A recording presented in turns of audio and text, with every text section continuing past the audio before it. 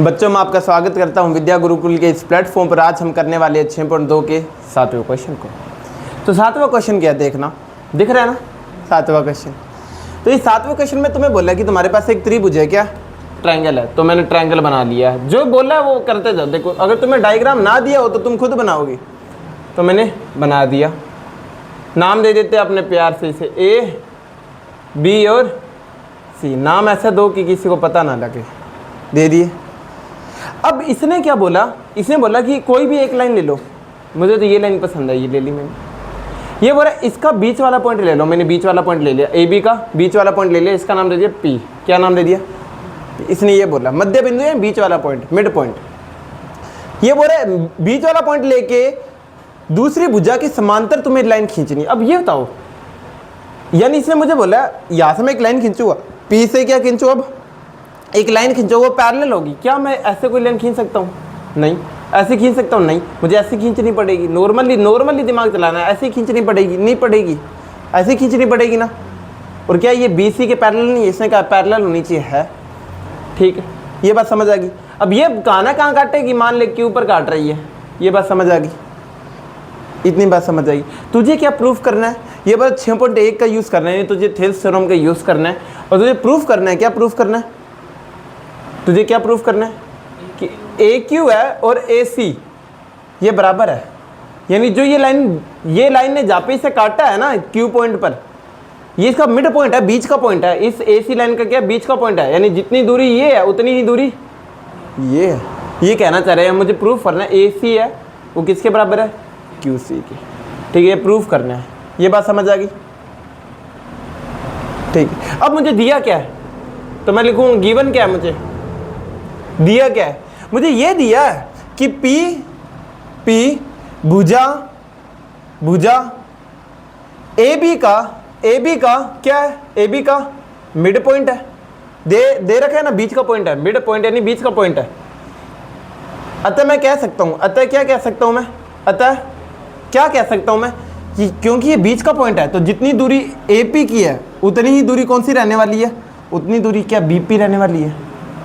तो मैं ये कह दूंगा पी बी या बी पी, कुछ भी कह सकते हो, उल्टा कर सकते हो, कोई दिक्कत नहीं है। तो ये लाइन तुमने खुद बना ली, ये खुद बना ली। अब यहाँ से देखना ये पी बी है, यहाँ पे इसे ऐसे कैसे रहने दो। तो ये तुम्हारी होगी इक्वेशन 1। अब तुमने एक छोटी सी बात पढ़ी थी, मुझे एक और चीज़ यहाँ पे क्या चीज़ दी हुई थी, मुझे एक चीज़ दी थी कि पी जो तुम ये पी से लाइन खींच रहे हो ना क्यू तक, ये पैरेलल है बी सी की। इसने बोला है दूसरी भुजा के समांतर रेखा खींच रहे हो, इसने बोला है। यानी पी क्यू है वो पैरेलल है किसके, बी सी की। ये मुझे दिया हुआ है। इस बात को मैं इक्वेशन 1 इसे मान लेता हूँ, इसे इक्वेशन 2 कर देते हैं अपने। ये बात समझ आ गई। तो क्या मैं यहाँ पे इक्वेशन 1 की मदद से थेल्स थ्योरम लगा सकता हूँ। तो मैं लिखूँ by Thales theorem, by Thales theorem, क्योंकि मुझे पी क्यू पैरेलल दिया बी सी के। तो मैं क्या कह सकता हूँ यहाँ पे, मैं यहाँ पे क्या कह सकता हूँ कि जो रेशो ए पी और पी बी का आएगा वही रेशो किसका आने वाला है, वही रेशो ए क्यू और क्यू सी का आने वाला है। वही रेशो किसका आने वाला है, ए क्यू और क्यू सी का आने वाला है। ये बात समझ आ गई। अब देखना ए पी और पी बी तो मुझे बराबर दे रखा है, ए पी और पी बी तो मुझे बराबर दे रखा है। तो क्या मैं ए पी की जगह यहाँ पे पी बी रख सकता हूँ। तो मैं लिखूँ समीकरण 2 से, अगर मैं 2 से क्या कर सकता हूँ, ए पी का तो ए पी लिख देते हैं, पी बी की जगह क्या लिख दे, ए पी। तुम्हारी मर्जी है, तुम ए पी की जगह यहाँ पे पी बी लिख सकते हो या पी बी की जगह ए पी लिख दो, कोई भी एक ही चेंज करना, दोनों को मत चेंज करना, फिर फ़ायदा है क्या। ये बात समझ आ गई।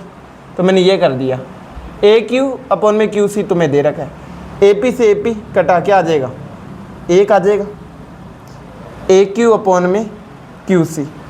ये क्यू सी यहाँ पे बटे में वहाँ जाके गुना में हो जाएगा, ए क्यू का ए क्यू, क्यू सी का गुना 1 से कर दो, क्यू सी आएगा, 1 से गुना करने पर कोई फ़र्क नहीं पड़ता।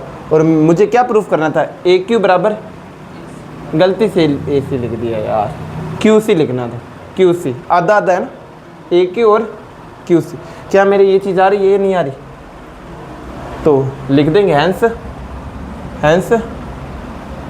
प्रूफ। ये तो चीज़ करनी थी, दिमाग लगाना है। देखो ट्रायंगल दिया था, मैंने ट्रायंगल लिखा। इसने इक्वेशन मुझे बोला था तुम्हें बीपीटी के यानी थेल्स थ्योरम का यूज़ करना, मैंने थेल्स थ्योरम यूज़ कर दी। मुझे ये इन्फॉर्मेशन दी थी, मैंने ये इसमें रख दी और मेरा आंसर आ गया। तुम्हें कुछ ज़्यादा नहीं सोचना, जो क्वेश्चन में दिया बस उतना सोचो और तुम्हारा आंसर आ जाएगा। ठीक है, अगला क्वेश्चन इसका उल्टा है, देखना।